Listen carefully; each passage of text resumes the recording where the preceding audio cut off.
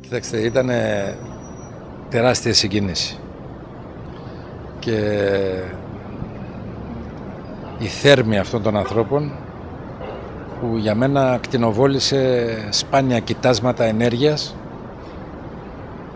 που εάν όλοι αυτοί την ώρα που η Ελλάδα προσπαθεί να βγει από την αγωνία της κρίσης κάνοντας απίστευτες θυσίες, αν όλοι αυτοί οι άνθρωποι πραγματικά βοηθήσουν μέχρι τέλους, νομίζω ότι θα δοθεί μια πολύ σημαντική όθηση.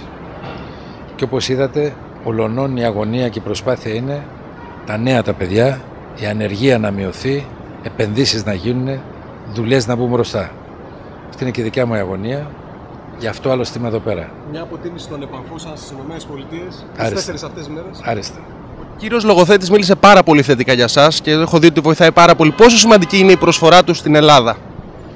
Κοιτάξτε, ο Γιώργος είναι ένα παιδί το οποίο ξεκίνησε από πολύ λίγα, από μια πολύ μικρή επιχείρηση, σε σχέση με τον κολοσσό που έχει φτιάξει σήμερα.